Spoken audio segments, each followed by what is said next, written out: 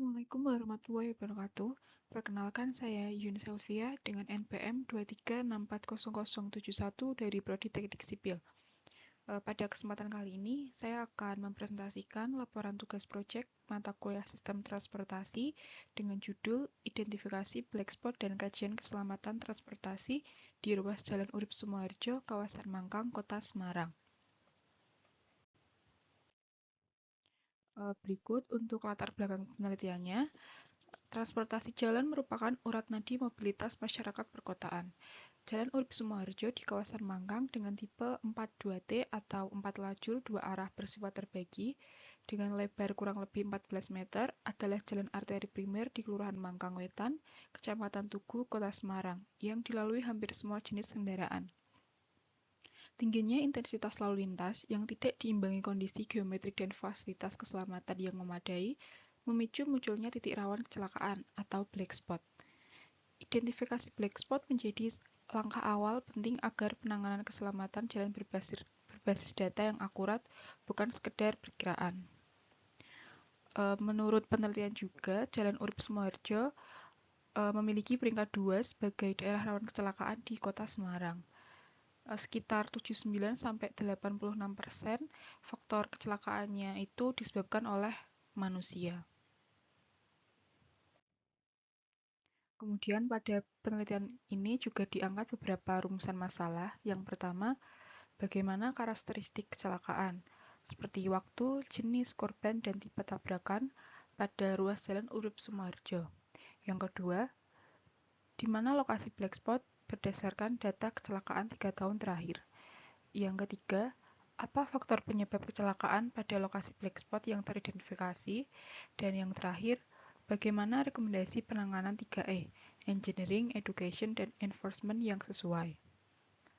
Selanjutnya, tujuan dari penelitian ini yaitu yang pertama, mengidentifikasi karakteristik kecelakaan lalu lintas pada ruas jalan. Yang kedua, menentukan titik black spot menggunakan metode analisis yang sesuai. Yang ketiga, menganalisis faktor penyebab kecelakaan pada lokasi terpilih. Dan yang terakhir, merumuskan rekomendasi penanganan keselamatan transportasi. Kemudian pada penelitian ini juga terdapat beberapa batasan. Yang pertama, lokasi.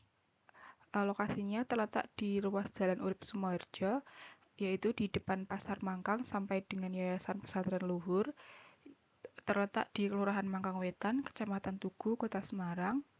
Dan yang kedua, data. Data dari penelitian ini meliputi data sekunder kecelakaan lalu lintas selama 3 tahun terakhir dari instansi terkait. Dan yang ketiga, metode analisis. Analisis black spot mengikuti ketersediaan data tanpa survei lalu lintas menyeluruh di luar ruas yang diteliti.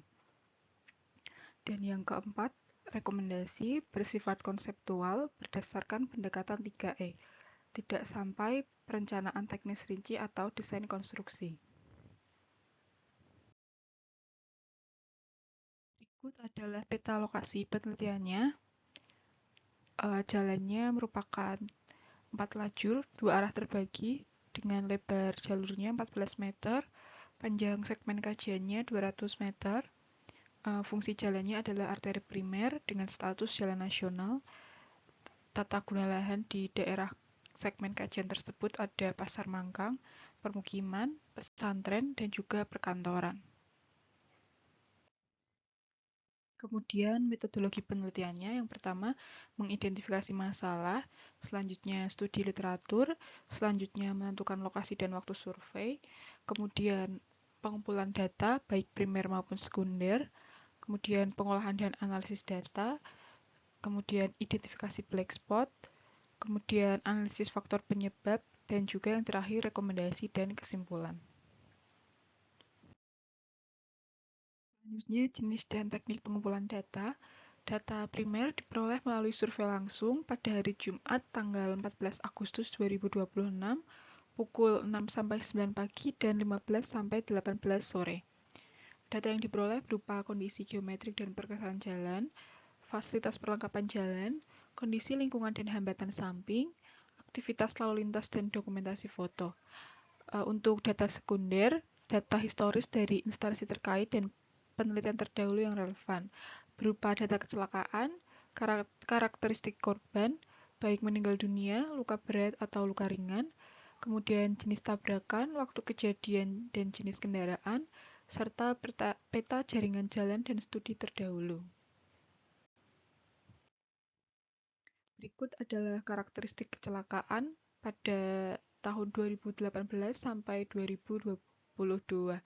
Terlihat korban kecelakaannya yang terbanyak adalah luka ringan, selanjutnya lumayan banyak juga meninggal dunia, dan yang luka berat itu ada sedikit pada tahun 2020.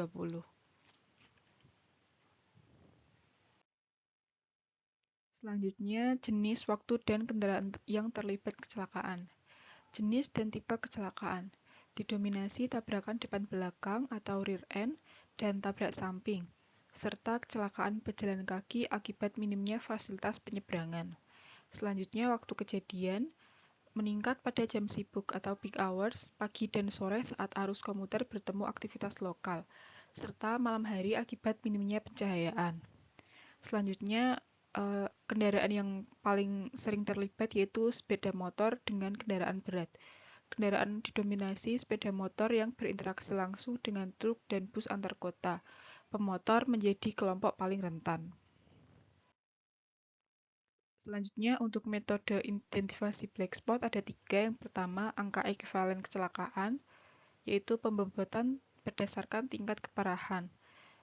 Dihitung menggunakan rumus 12 MD tambah 6 LB dan 3 LR. MD itu meninggal dunia, LB luka berat, dan LR itu luka ringan. Semakin tinggi nilai AEK suatu segmen, semakin besar prioritas penanganannya. Kemudian, upper control limit atau UCL.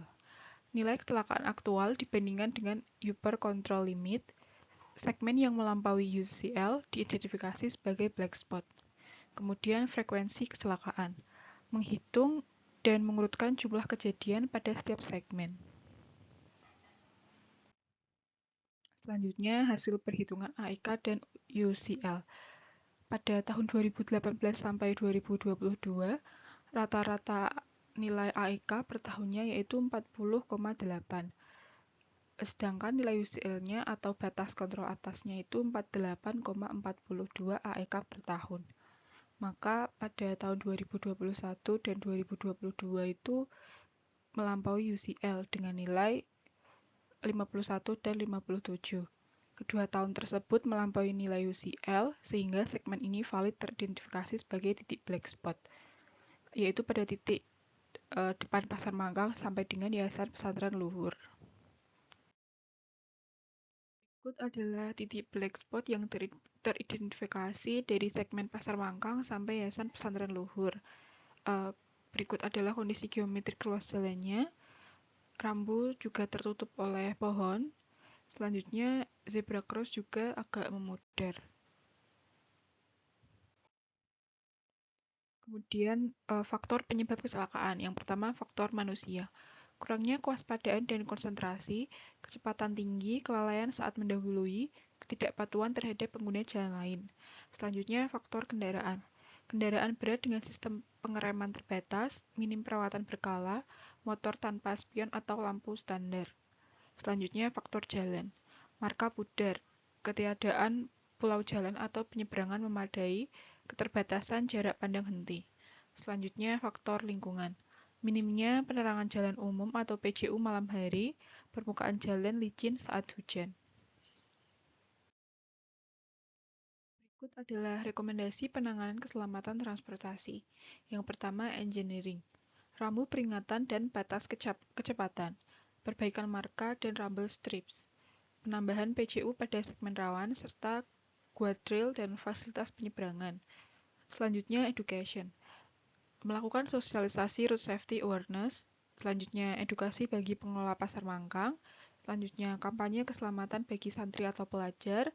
Dan yang terakhir, penyuluhan kepatuhan rambu dan marka. Selanjutnya, enforcement, yaitu melakukan patroli dan pengawasan kecepatan rutin, penerbitan parkir dan hambatan samping, penindakan pelanggaran marka atau rambu, dan koordinasi dengan Satlantas Polrestabes.